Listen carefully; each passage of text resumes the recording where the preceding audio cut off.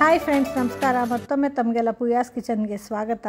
ಇವತ್ತು ನಾವು ಸಕ್ಕರೆ ಗುತ್ತಿ ಮಾವಿನ ಹಣ್ಣನ್ನು ಬಳಸಿ ವಿಶೇಷವಾಗಿ ಒಂದು ಪಾಯಸ ಮಾಡೋದು ಹೇಗೆ ಅಂತ ನೋಡೋಣ. ಅದಕ್ಕೆ ಮುಂಚೆ ನೀವಿನ್ನು ನಮ್ಮ ಚಾನಲ್ಗೆ ಸಬ್ಸ್ಕ್ರೈಬ್ ಆಗಿಲ್ಲ ಅಂದರೆ ಖಂಡಿತ ಸಬ್ಸ್ಕ್ರೈಬ್ ಆಗಿ, ಹಾಗೆ ಪಕ್ಕದಲ್ಲಿರೋಂಥ ಬೆಲ್ ಐಕಾನ್ನ ಕ್ಲಿಕ್ ಮಾಡಿ, ಹಾಗೆ ಫೇಸ್ಬುಕ್ಕಲ್ಲಿ ಕೂಡ ನಮ್ಮ ಪೇಜ್ನ ಫಾಲೋ ಮಾಡಿ. ಹಾಗಿದೆ ಸಕ್ಕರೆ ಗುತ್ತಿ ಮಾವಿನ ಹಣ್ಣಿನ ಪಾಯಸ ಮಾಡೋದು ಹೇಗೆ ಅಂತ ನೋಡೋಣ ಬನ್ನಿ. ಇದಕ್ಕೆ ನಾನು 4 ಸಕ್ಕರೆ ಗುತ್ತಿ ಮಾವಿನ ಹಣ್ಣು ತೊಗೊಂಡಿದ್ದೀನಿ. ಇದ್ರದ್ದು ತೊಟ್ಟೆಲ್ಲ ಕಟ್ ಮಾಡಿಕೊಂಡು ಈ ರೀತಿ ಅದ್ರದ್ದು ಸಿಪ್ಪೆ ಎಲ್ಲ ತೆಗೆದು ಒಂದು ಬೌಲ್ಗೆ ಹಾಕಿ ಇಟ್ಕೊತಾ ಇದ್ದೀನಿ. ಹಾಗೆ ಇಲ್ಲಿ ಈ ಪಾಯಸಕ್ಕೆ ಇಷ್ಟೇ ಮಾವಿನ ಹಣ್ಣು ಹಾಕೋಬೇಕು ಅಂತ ಏನಿಲ್ಲ. ಎಷ್ಟು ಜನಕ್ಕೆ ಈ ಪಾಯಸ ಮಾಡ್ತಿದ್ದೀರಾ ಅದ್ರ ತಕ್ಕಂಗೆ ಮಾವಿನ ಹಣ್ಣು ಹಾಕ್ಕೋಬೋದು. ಅಕಸ್ಮಾತ್ ಲಾಸ್ಟಲ್ಲಿ ಪಾಯಸ ಉಳಿದೋದ್ರೆ, ಹಾಗೆ ಈ ಮಾವಿನ ಹಣ್ಣು ಇಲ್ಲ ಅಂದರೆ ಬೇಕಂದರೆ ಎಕ್ಸ್ಟ್ರಾ ಮತ್ತೆ ಈ ರೀತಿ ಸಿಪ್ಪೆ ತೆಗೆದು ಮತ್ತೆ ಅದಕ್ಕೆ ಸೇರಿಸ್ಕೊಂಡು ಪಾಯಸನ ಕುದಿಸ್ಕೊಂಡ್ರೆ ರುಚಿ ಏನು ಬದಲಾಗೋದಿಲ್ಲ. ಹಾಗೆಯೇ ಮಾವಿನ ಹಣ್ಣು ಕೂಡ ತಿನ್ನೋದಕ್ಕೆ ಸಿಗುತ್ತೆ. ಈಗ ನೋಡಿ 4 ಮಾವಿನ ಹಣ್ಣಿಂದು ಸಿಪ್ಪೆ ತೆಗೆದಿದ್ದಾಗಿದೆ. ಈಗ ಈ ಸಿಪ್ಪೆಗೆ ಒಂದು ಸ್ವಲ್ಪ ನೀರು ಹಾಕ್ಕೊಂಡು ಚೆನ್ನಾಗಿ ಈ ಸಿಪ್ಪೆನ ಕಿವುಚಿ ಅದ್ರದ್ದು ರಸ ಎಲ್ಲ ಬರೋ ರೀತಿ ಹಿಂಡ್ಕೋಬೇಕು. ನೋಡಿ ಇಲ್ಲಿ ಈ ರೀತಿ ನಾನು ಚೆನ್ನಾಗಿ ಸ್ಕ್ವೀಸ್ ಮಾಡಿ 2 ಸರಿ ಸ್ಕ್ವೀಸ್ ಮಾಡ್ಕೊತಾ ಇದ್ದೀನಿ. ಒಂದು ಸರಿ ಈ ರೀತಿ ಸ್ವಲ್ಪ ಕಾನ್ಸಂಟ್ರೇಟೆಡ್ ಬರುತ್ತೆ, 2ನೇ ಸರಿ ಸ್ವಲ್ಪ ಡೈಲ್ಯೂಟೆಡ್ ರಸ ಬರುತ್ತೆ. ಈ ರೀತಿ ಈ ರಸನೆಲ್ಲ ತೆಗೆದು ಈ ಬೌಲ್ಗೆ ಹಾಕ್ಕೊಂಡು ಈ ಸಿಪ್ಪೆನ ಈಗ ಬಿಸಾಕ್ಬಿಡ್ತಾ ಇದ್ದೀನಿ. ಈಗ ಒಂದು ಮಿಕ್ಸಿ ಜಾರ್ಗೆ ಒಂದು 4 ಟೇಬಲ್ ಸ್ಪೂನ್ ಆಗೋಷ್ಟು ಹಸಿ ಕಾಯಿ ತುರಿ ಹಾಕ್ಕೊಂಡಿದ್ದೀನಿ. ಹಾಗೆ 1 ಟೀ ಸ್ಪೂನಷ್ಟು ಗಸಗಸೆ, 1 ಟೀ ಸ್ಪೂನಷ್ಟು ಬಿಳಿ ಎಳ್ಳು ತೊಗೊಂಡಿದ್ದೀನಿ. ಇದನ್ನು ಹಾಗೆ ಹಸಿದಾಗೂ ತೊಗೋಬೋದು ಅಥವಾ ಹುರ್ಕೊಂಡು ಕೂಡ ತೊಗೋಬೋದು. ಹಾಗೆ ಒಂದು 2 ಟೇಬಲ್ ಸ್ಪೂನ್ ಆಗೋಷ್ಟು ಅಕ್ಕಿ ತೊಗೊಂಡಿದ್ದೀನಿ. ಮತ್ತು ಒಂದು 4 ಏಲಕ್ಕಿ, ಒಂದು 7-8 ಗೋಡಂಬಿನ ಕೂಡ ಹಾಕ್ಕೊಂಡು ಮೊದಲಿಗೆ ರಫಾಗಿ ಪೌಡ್ರ್ ಮಾಡಿಕೊಂಡು ನಂತರ ನೀರು ಹಾಕ್ಕೊಂಡು ನುಣ್ಣಗೆ ರುಬ್ಕೊಂಡಿದ್ದೀನಿ. ಇದು ಚೆನ್ನಾಗಿ ನುಣ್ಣಗೆ ರುಬ್ಕೋಬೇಕು. ನೋಡಿ ಚೆನ್ನಾಗಿ ರುಬ್ಕೊಂಡಿದ್ದಾಗಿದೆ. ಈಗ ಇದನ್ನು ಪಕ್ಕಕ್ಕಿಟ್ಟು ಒಂದು 5ರಿಂದ 6 ಟೇಬಲ್ ಸ್ಪೂನ್ ಆಗೋಷ್ಟು ಬೆಲ್ಲನ ಒಂದು ಪಾತ್ರೆಗೆ ಹಾಕ್ಕೊಂಡು ಒಂದು ಸ್ವಲ್ಪ ನೀರು ಹಾಕ್ಕೊಂಡು ಈ ಬೆಲ್ಲನ ಕರಗಿಸ್ಕೊತಾ ಇದ್ದೀನಿ. ಈ ಬೆಲ್ಲನ ಸೋಸಿ ಹಾಕ್ಕೋಬೇಕು, ಯಾಕಂದರೆ ಬೆಲ್ಲದಲ್ಲಿರೋಂಥ ಕಸ ಎಲ್ಲ ಬರಬೇಕಲ್ವ, ಅದಕ್ಕೋಸ್ಕರ.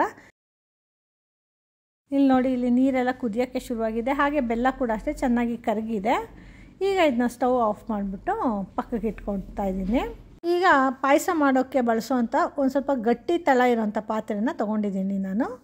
ಇದಕ್ಕೆ ಒಂದು 2 ಸ್ಪೂನಷ್ಟು ತುಪ್ಪ ಹಾಕ್ಕೊಂಡಿದ್ದೀನಿ. ಈ ತುಪ್ಪ ಎಲ್ಲ ಚೆನ್ನಾಗಿ ಕರಗಿದ ನಂತರ ಇದಕ್ಕೆ 1 ಟೇಬಲ್ ಸ್ಪೂನ್ ಆಗೋಷ್ಟು ಗೋಡಂಬಿ ಹಾಕ್ಕೊಂಡಿದ್ದೀನಿ. ಈ ಗೋಡಂಬಿ ಸ್ವಲ್ಪ ಕಲರ್ ಚೇಂಜ್ ಆದ ನಂತರ 1 ಟೇಬಲ್ ಸ್ಪೂನಷ್ಟು ಒಣ ದ್ರಾಕ್ಷಿ ಹಾಕ್ಕೊಂಡಿದ್ದೀನಿ. ಇದನ್ನು ಮೊದಲೇ ಹುರಿದು ಪಕ್ಕಕ್ಕೆ ತೆಗೆದಿಟ್ಕೊತಾ ಇದ್ದೀನಿ. ಈ ರೀತಿ ಹಾಕ್ಕೊಳ್ಳೋದ್ರಿಂದ ಕ್ರಿಸ್ಪಿಯಾಗಿರುತ್ತೆ. ಪಾಯಸ ಸಿದ್ಧ ಆದಮೇಲೆ ಹಾಕ್ಕೊಂಡ್ರೆ ಗರಿ ಗರಿಯಾಗಿ ಚೆನ್ನಾಗಿರುತ್ತೆ. ಅದಕ್ಕೋಸ್ಕರ ನೋಡಿ, ಇದು ದ್ರಾಕ್ಷಿ ಗೋಡಂಬಿ 2 ಆಗಿದೆ, ಹೊಂಬಣ್ಣ ಬಂದಿದೆ. ಈಗ ಒಂದು ಬೌಲ್ಗೆ ತೆಗೆದಿಟ್ಕೊತಾ ಇದ್ದೀನಿ. ಈಗ ಇದೇ ತುಪ್ಪಕ್ಕೆ ನಾವು ಈಗಾಗಲೇ ಸಿಪ್ಪೆ ಬಿಡಿಸಿ ಇಟ್ಕೊಂಡಿದ್ದೀವಲ್ಲ ಮಾವಿನ ಹಣ್ಣು, ಅದನ್ನ ಹಾಕ್ಕೊತಾ ಇದ್ದೀನಿ.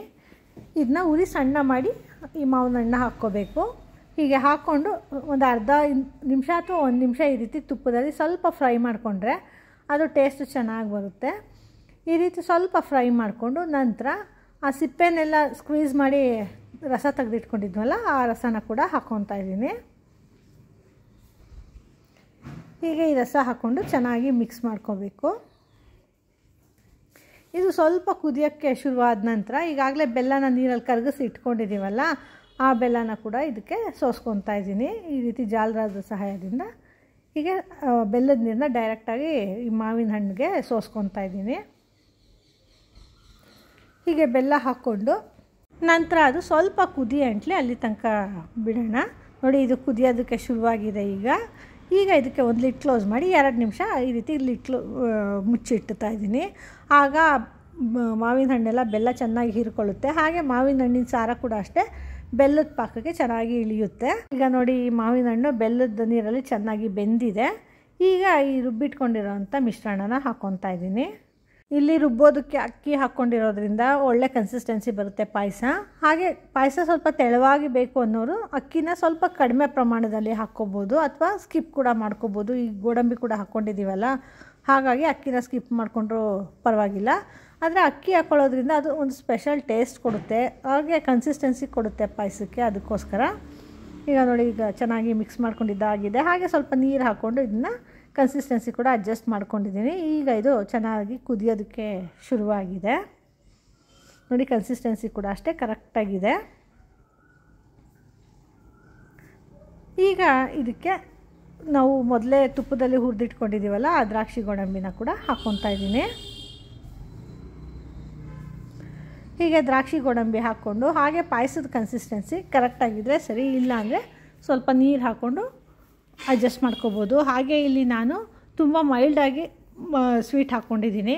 ಸ್ವೀಟ್ ಸ್ವಲ್ಪ ಜಾಸ್ತಿ ಬೇಕು ಅನ್ನೋರು ಬೆಲ್ಲದ ಪ್ರಮಾಣನ ಜಾಸ್ತಿ ಮಾಡ್ಕೋಬೋದು ಅಥವಾ ಸಕ್ಕರೆ ಕೂಡ ಹಾಕ್ಕೋಬೋದು. ಟೇಸ್ಟು ಚೆನ್ನಾಗಿರುತ್ತೆ. ರುಚಿಕರವಾದಂಥ ಸಕ್ಕರೆ ಗುತ್ತಿ ಮಾವಿನ ಹಣ್ಣಿನ ಪಾಯಸ ಸಿದ್ಧ ಆಗಿದೆ. ಸಾಮಾನ್ಯವಾಗಿ ಎಲ್ಲ ಕಡೆ ಮಾವಿನ ಹಣ್ಣಿಂದು ಸಾಂಬಾರು ಅಥವಾ ಗೊಜ್ಜು ತಿಂದಿರ್ತೀವಿ. ಹಾಗಾಗಿ ನಾನು ಈ ರೀತಿ ಪಾಯಸ ಮಾಡೋಣ ಅಂತ ಮಾಡಿದೆ. ತುಂಬ ಚೆನ್ನಾಗಿ ಬಂತು. ಹಾಗಾಗಿ ಇದನ್ನ ನಿಮಗೂ ಕೂಡ ಮಾಡಿ ತೋರಿಸಿದ್ದೀನಿ. ಈ ರೆಸಿಪಿ ನಿಮಗೆ ಇಷ್ಟ ಆಯಿತಾ? ಹಾಗಿದ್ರೆ ಖಂಡಿತ ನೀವು ಟ್ರೈ ಮಾಡಿ, ಹೇಗೆ ಬಂತು ಅಂತ ನಮಗೆ ಫೀಡ್ಬ್ಯಾಕ್ ಕೊಡಿ. ಹಾಗೆ ಇನ್ನೂ ಹೆಚ್ಚು ವೀಡಿಯೋಸ್ಗಳಿಗಾಗಿ ನಮ್ಮ ಪೂಯಾಸ್ ಕಿಚನ್ನ ಲೈಕ್ ಮಾಡಿ, ಶೇರ್ ಮಾಡಿ, ಹಾಗೆ ಸಬ್ಸ್ಕ್ರೈಬ್ ಮಾಡಿ. ಧನ್ಯವಾದಗಳು.